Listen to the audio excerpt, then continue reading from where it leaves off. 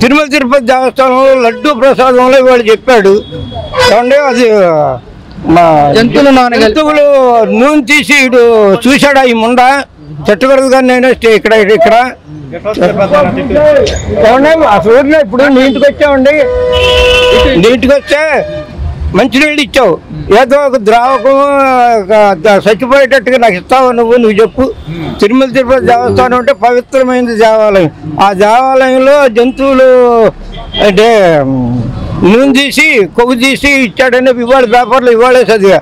అది నిజమా అబద్ధం ఆడు ఎందుకు చెప్పాలి? ఒక చంద్రబాబు నాయుడు అంటే ఒక సీఎంగా ఉన్నప్పుడు మంచి మాటలు మంచి ద్వారం ఉండాలి, అంతేగాని చెడు బతికిన మాటలు చెడు బతికిన వ్యవహారాలు చెప్పకూడదు. అవునా కదా?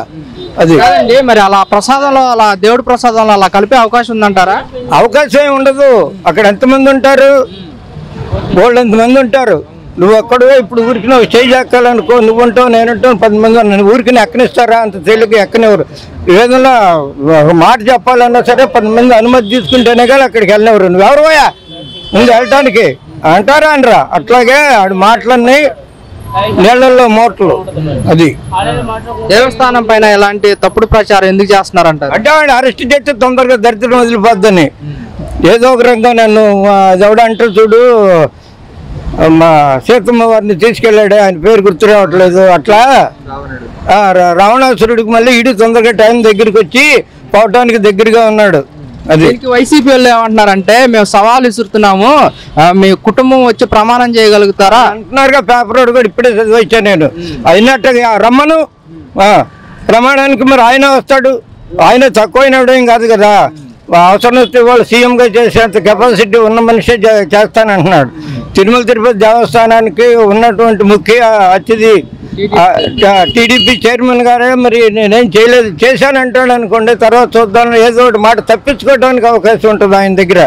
ఏది చేయబోబట్టే నీ దగ్గర నేను డైరెక్ట్గా మాట్లాడే అవకాశం ఉంది.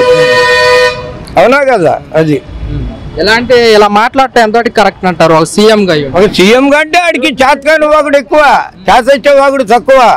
చేతకాని వాగుడు ఎక్కువ. ఇప్పుడేంటి ఆడు 14 ఏళ్ళు చేసినా 15 ఏళ్ళు చేసినా ఇదే ద్వారాన్ని ఆడికి. ఆడు ద్వారాన్ని మారదు. ఆడు బతుకుండగా ఇంకోడు తింటా ఉంటే చూసి వారవలైనటువంటి వాడు. నువ్వు తినాలి, ఆయనతో అందరూ తినాలంటే భోజనం అయినా ఇడ్లీ అయినా గారె అయినా నేను ఒక్కడిని తింటే లాభమే ఉంది, ఒక్కడినే బతికితే ఉన్న ఉపయోగం ఉందా? నువ్వు చెప్పు. ఉపయోగం ఏమి ఉండదు, 10 మంది బతకాలి. వైసీపీ ప్రభుత్వం మొత్తం అవినీతి చేసింది. తిరుమల దేవస్థానం మీద కూడా చేయలేదు. తిరుమల తిరుపతి దేవస్థానాన్ని చేయలేదు. మామూలు ఆయన ఇస్తానన్న మటుకు కూడా బటన్ నొక్కుడు అన్నాడు. బటన్ నొక్కిన 10 మందికి ఇచ్చాడు కదా. బటన్ నొక్కితే ఎవరికి ద్రోహం చేశాడు? ఎవరికి ద్రోహం చేయలే. ఆటో నడుపుకునే వ్యక్తికి కూడా ఎంత ఇస్తానంటే అంత ఇచ్చాడు. ఇచ్చాడా లేదా? ఇచ్చాడు. ఈయన ఒక పింఛన్ తప్పితే ఫలాంది ఇచ్చానని చెప్పి స్టేజ్ ఎక్కి చెప్పమను.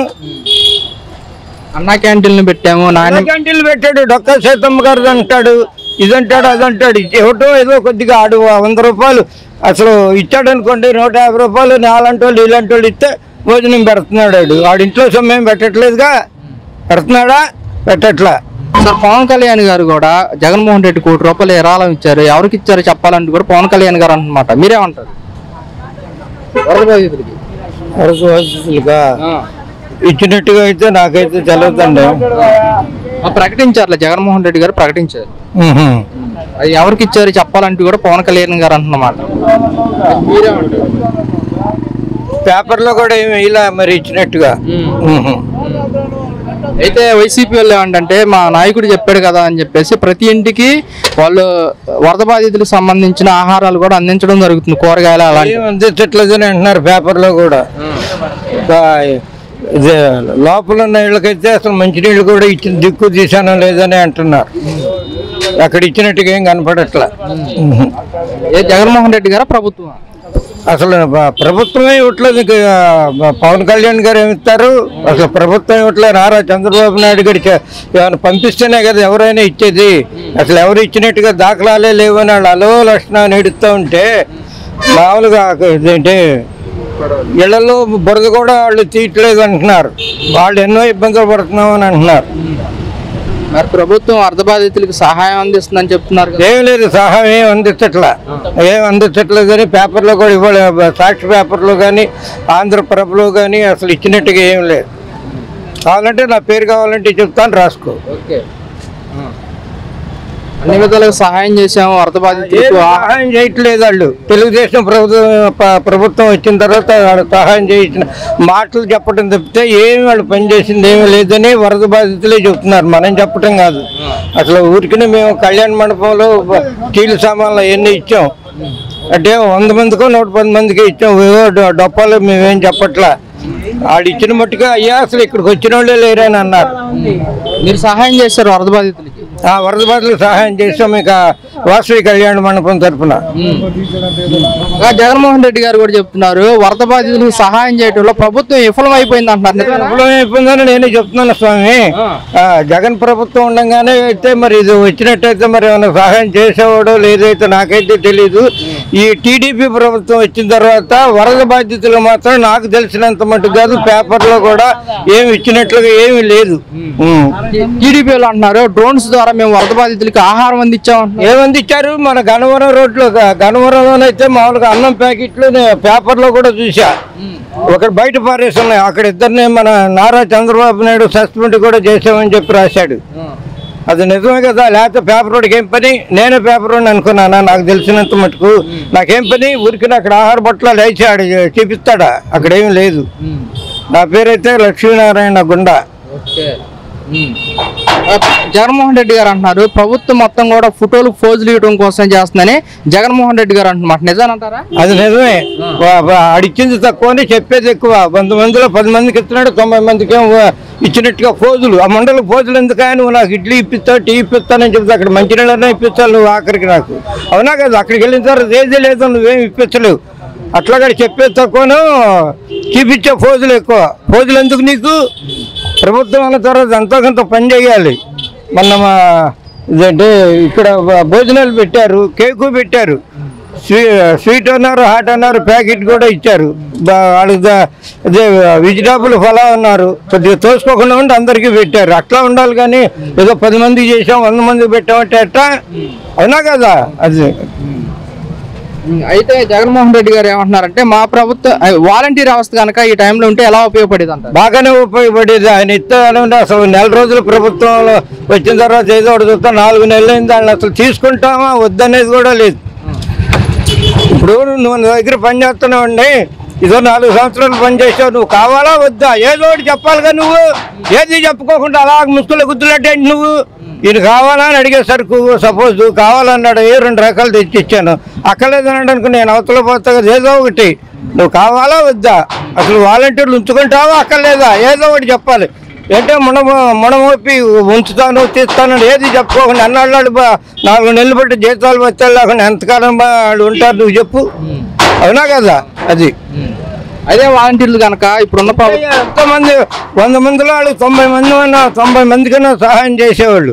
అదేది సహాయం వీడికి? అడు నువ్వు అన్నానే నేను అన్నట్టుగా ఫోజులు ఇవ్వటం ఏం చేశాడు? పలానా చేశానని చెప్పి స్టేజ్ ఎక్కి చెప్తాను. ఇచ్చారు అంటే అన్నారులే నాన్న, అసలు ఊరికే చెప్పులే. అయితే వాలంటీర్ వ్యవస్థ కనుక ఉంటే ఎంత నష్టం ఉండేది, ఇంత దండగ లేకుండా ఉండేది. తీసుకోవాలి.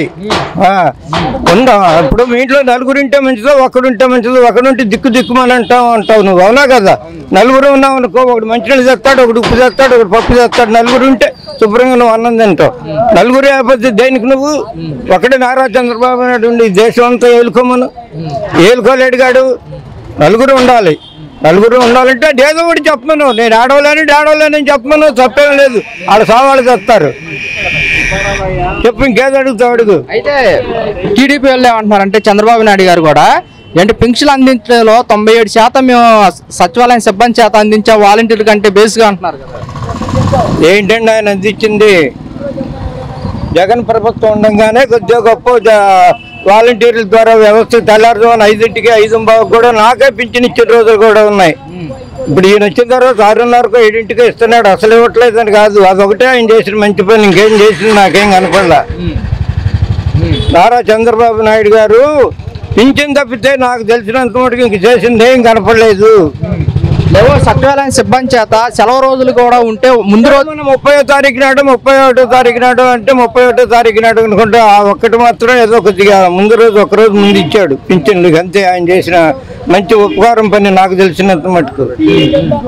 ప్రభుత్వంలో ఎలాంటిది ఎప్పుడు ఇవ్వలేదు, మేమే ఇచ్చామని చెప్తున్నారు. అదే ఒక రోజు ఇచ్చాడుగా ముందు. ఒక రోజు నువ్వు టీ ఇప్పించావు కదా, ఇప్పించావని చెప్పాలా, ఇప్పించలేదని చెప్తే నీ కోపం నన్నే కొడతావు నువ్వు. ఇప్పుడు తర్వాత మాట్లాడుతావు, నువ్వు నన్ను కొడతావు ఊరుకుంటావు. ఒక మాట అన్నా అంటావుగా పెద్దడు తర్వాత చూద్దామండి అని డైలాగ్ అన్నా వస్తుందిగా నీకు. ఒక రోజు ముందు ఇచ్చాడుగా మీరు ధర్మాత్ముడు. అది లెక్క కాదండి. చంద్రబాబు నాయుడు గారు సూపర్ 6 పథకాలు పెట్టారు. ఏంటంటే పెట్టింది ఆయన పథకాలు ఏంటి పలాంది పెట్టాడు అని చెప్పు. నువ్వు నాకు తెలవక అడుగుతున్నా. భవిష్యత్ గ్యారంటీ బాబు అన్నీ ఊరినే నేను చెప్తా. స్టేజ్ మీద ఎక్కి ఉపన్యాసాలు చెప్పడానికి ఏముందో ఓకు దంచుతా, ఒడ్లు దంచడం కాదు, ఓకు దంచుతా. నేను ఒడ్లు దంచితే బియ్యం వస్తాయి, బియ్యం దంచితే నలుగురికి ఉపయోగపడతాయి. నువ్వు తింటావు, ఆయన తింటాడు, అందరూ తింటారు. ఆ మేస్త్రి గారు కూడా తింటాడు. ఈ రంగబొమ్మ పక్కన ఆయన టేస్ట్ అలా అయినా సరే మామూలుగా కిల్లీ షాప్ అని కూడా తింటాడు. ఓకు తింటాడు, ఎవడు తినలేడు. ఆడంతే ఓకు దంపుడు. నారా చంద్రబాబు నాయుడు గారు ఉన్నప్పుడు కంటే నాకు పింఛన్ వస్తానే ఉంది, కాదు అని అంటల్లా. కొత్త డైలాగులు ఎక్కువ నీకు. అది మాటలు చెప్పే ప్రభుత్వం, అంతేగాని చేతల ప్రభుత్వం మాత్రం కాదు. అది 3 సార్లుగా సీఎం గా చేశారు. అప్పుడు పథకాలు ఏమి ఇవ్వలేదంటారా? అప్పుడేమి ఇచ్చి తెచ్చాడు పలానా. ఇప్పుడు ఏడ్చినా ఈ ప్రభుత్వంలో మనకి వచ్చిందల్లా ఇదే పింఛన్ ఒకటి. అంత తప్పితే ఇంకేం ఇచ్చినట్టుగా నాకేం తెలియదు. మరి ఏమిలా ఖజానా చూస్తే ఖాళీగా ఉంది. ఎప్పుడు ఖాళీనే. మన సీఎం వాళ్ళ మాంగారు బతుకున్నప్పుడే ఒకసారి పేపర్లో కూడా రాశాడు, సీఎం ఖజానా ఖాళీ, చిల్లుగా కూడా లేదని చెప్పాడు. స్టేజ్ ఎక్కాడు. వీడు అంతే చెప్తాడు. నా ఇంటికాడ 1,00,000 రూపాయలు ఉన్నాయనుకో, నేను కౌంట్ అయినా సరే నా దగ్గర ఏమి లేదంటే లాభమే ఉంది. నువ్వు నీకేం ఇవ్వనుగా 1,00,000 రూపాయలు అంటే 10,000 ఇస్తాను నీకు, 10 రూపాయలు కూడా నాకు మనసు బుద్ధి పుట్టింది అనుకో, టీ తాగు స్వామి అని చెప్పి ఇప్పించాలి. అంతేగాని ఏమి లేని ప్రభుత్వం అని నాడే చెప్తున్నాడుగా. డొప్పాలు కొట్టడం మాత్రం బాగా చెప్తాడు. వాడికి వెన్నతో పెట్టిన విద్య నారా చంద్రబాబు నాయుడు గారికి బాగా వెన్నతో పెట్టిన విద్య అనమాట అది. అదేంటండి ఆయన సీనియర్ 3 సార్లుగా వెళ్తామండి. నీ ఇంటికాడ మామూలుగా నువ్వు 10 రూపాయలు ఇస్తే ఏదో తెస్తామంటే మీ పిల్లల్ని నేను నమ్ముతారు. నువ్వు తెచ్చేదలేదు ఇచ్చేదలేదు. ఎప్పుడు వస్తావు మిఠాపట్లం లాగానే చుట్టుకొని వస్తావు, దాంట్లో ఏమి ఉండదు. అంత మేక వన్నిపులే. అది మేక వన్నిపులు మాటలు చెప్పాలంటే వీడి తర్వాత ప్రభుత్వం మన మోదీ గారు కూడా సరిపోడు. వీడు తెలివితేటల ముందు, వీడు డాంబికాల ముందు. ప్రధానమంత్రి కదండి. ప్రధానమంత్రి అయినా వాడు 100 చెప్తే 99 చేస్తాడు ప్రధానమంత్రి గారు. ఒకటే పోద్ది, ఎవరికైనా పోద్ది. ఇంట్లో ఉన్నాడు ఏదో ఒకటి పోద్ది. 99 చెప్తే ఒకటి కూడా నెరవేర్చలేడుగా. మాటలు చెప్పమను, స్టేజ్ బాగా చెప్తాడు. అడు